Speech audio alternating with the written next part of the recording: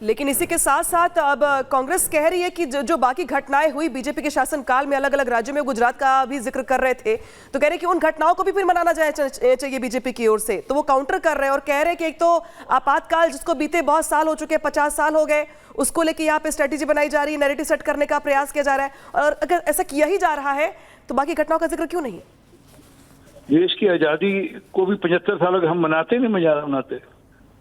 हमसे पूछिए, हमारे बरादरी से पूछिए, सिखों से पूछिए, जिन्होंने देश की आजादी के समय सबसे ज्यादा कुर्बानियां देनी पड़ी, सबसे ज्यादा लोग हमारे शहीद हुए देश की आजादी के लिए। और फिर जब देश का बंटवारा हुआ 14 अगस्त को, फिर सबसे ज्यादा शहीद हो तो हम लोग आज भी याद करते हैं। हमारे परिवारों में हमारी माता जी ने, हमारे पिताजी ने हमको सब व्यथा बताई, मैंने अपने बच्चों को बताई, वो पीढ़ी दर याद रखी जाएगी।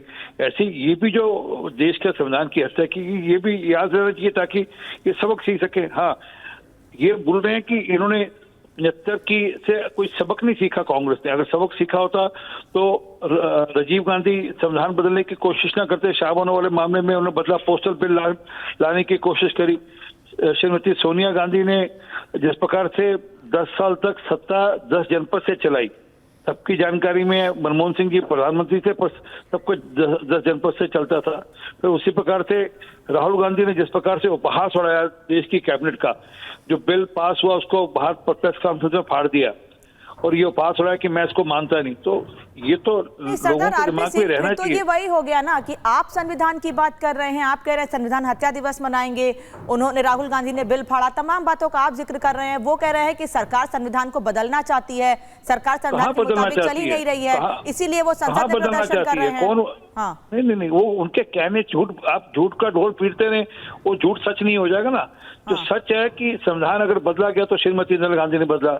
90 बार देश के अंदर चुनी हुई जो लोकतांत्रिक प्रक्रिया से चुनी सरकारें अगर किसी ने गिरी तोड़ी तो 356 के अंतर्गत श्रीमती इंदिरा गांधी, सोनिया गांधी, राजीव गांधी ने तोड़ी और किसी ने करी। और सबसे पहली बार संविधान तो जवाहरलाल नेहरू ने बदला था 1951 में, जब फ्रीडम ऑफ प्रेस के ऊपर जब कर्व कर दिया था संविधान बदलकर, धारा 45 बदलकर। तो संविधान बदलने की आदत तो इनको है। हमने तो संविधान की रक्षा करी है और विपक्ष ने तो संविधान की लड़ाई लड़ी है। बिल्कुल, चलिए यहाँ पर तमाम जो रिएक्शंस है वो भी सामने आ रहे हैं और सरदार आरपी सिंह हमारे साथ जुड़े थे। बहुत बहुत शुक्रिया आपका जानकारी के लिए, बातचीत के लिए। तो देखिए, एक बड़ी खबर सामने आती है, 25 जून को संविधान हत्या दिवस मनाने की बात कही गई है। अब खबर बढ़ते आगे और बात करते हैं विवादित आईएएस पूजा खेड़कर की।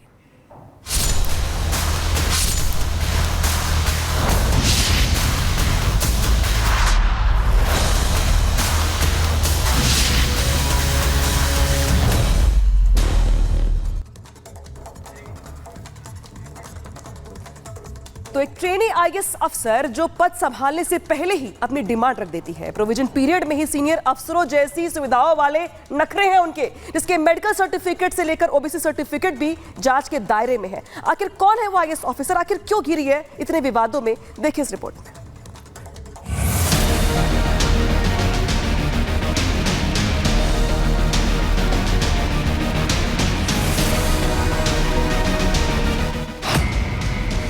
ये वो है ना जो पिछले 2 दिनों से दिल्ली से लेकर मुंबई तक चर्चा में है, या कहें कि ट्रेंडिंग में है। पोस्टिंग से लेकर उनके आईएएस बनने तक पर अब सवाल खड़े होने लगे हैं और फर्जी तरीके से आईएएस बनने के आरोप पर प्रधानमंत्री कार्यालय ने भी रिपोर्ट मांग ली है। दरअसल आईएएस बनने के बाद पूजा खेड़कर को पुणे में सहायक कलेक्टर के पद पर नियुक्त किया गया, लेकिन ज्वाइनिंग से पहले ही पूजा ने विभाग को अपनी डिमांड की लंबी चौड़ी लिस्ट भेज दी। आप भी देखिए कैसे पूजा खेड़कर अपनी ख्वाहिशें बता रही हैं। अपने कैबिन और गाड़ी को लेकर सवाल कर रही हैं, अलग कैबिन और कार के बारे में सवाल पूछ रही हैं और 3 जून को ज्वाइन करने की बात कह रही हैं। आईएएस लोगों की, जनता की सेवा के लिए होता है, लेकिन नखरेबाज मैडम के नखरों की फहरिस्त देखकर कलेक्टर परेशान हो गए। थक हार कर चीफ सेक्रेटरी को खत लिख दिया, जिसके बाद मैडम का ट्रांसफर वासम कर दिया, लेकिन इनके तेवर नहीं बदले। तेच सांगते, मी आता ऑथोराइज नाही आहे तुम्हाला काही सांगण्यासाठी, because government rules do not allow me to speak anything on this matter. आज मी ऑफिशियली जॉईन झाले आहे वाशिमला अँड मी इकडे वर्क करायला, इकडे काम करायला मी.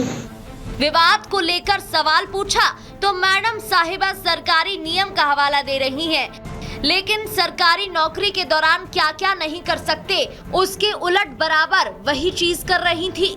पूजा खेड़कर जिस ऑडी कार का इस्तेमाल कर रही थी उसकी तस्वीर भी सामने आई. कार पर बकायदा लाल नीली बत्ती लगी हुई है, बड़े बड़े अक्षरों में महाराष्ट्र सरकार लिखा हुआ है. अब नियम के मुताबिक निजी गाड़ी पर ये सब नहीं होता है. तस्वीरें वायरल हुई तो पुणे पुलिस ने जांच शुरू कर दी. जांच के बाद आवश्यक कार्रवाई की बात भी कही जा रही है. एक्शन हो रहा है. इस बीच उनके आईएएस सिलेक्शन पर भी सवाल खड़े होने लगे. पूजा खेड़कर ने 2022 में यूपीएससी एग्जाम पास कर 821वीं रैंक हासिल की थी और ओबीसी कोटे की वजह से आईएएस का रैंक मिल गया. लेकिन अब चौंकाने वाले खुलासे हो रहे हैं.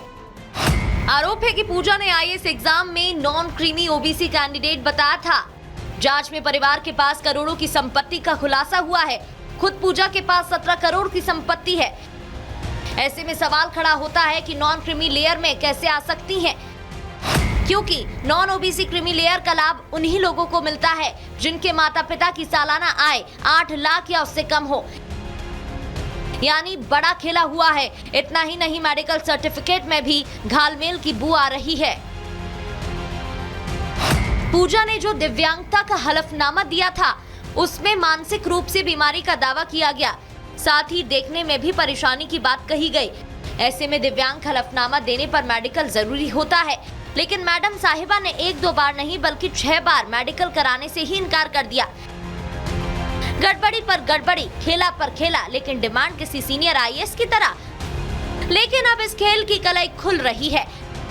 जांच में अभी तो बहुत कुछ आना बाकी है और मैडम साहिबा पर एक्शन होना तय है. Bureau report, Republic Bharat. तो ट्रेनी आईएएस पूजा खेड़कर की मुश्किलें बढ़ना तय है, क्योंकि उनके खिलाफ जांच कमेटी बैठा दी गई है और जांच कमेटी रिपोर्ट जब सौंपेगी और उसमें अगर उनका सर्टिफिकेट फर्जी पाया जाता है तो उनकी बर्खास्तगी भी संभव है.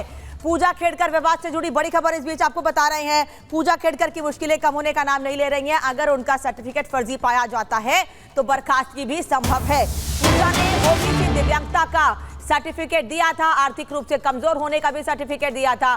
सूत्रों के मुताबिक सर्टिफिकेट के सत्यापन के लिए कई बार बुलाने पर भी पूजा खेड़कर अधिकारियों के सामने नहीं आई थी. इस वजह से जांच कमेटी बैठाई गई है, क्योंकि कई मामले पूजा के खिलाफ सामने आए जिसमें यह भी कहा गया कि उन्होंने फर्जी सर्टिफिकेट लगाया है.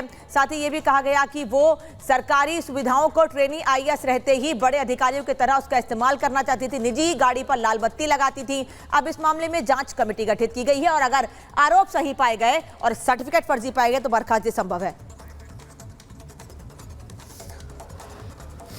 प्लीज इन आरोपों को लेकर आपके ऊपर जो आरोप लगे हैं.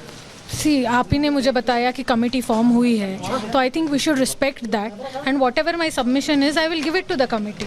मैडम आपका पक्ष क्या है?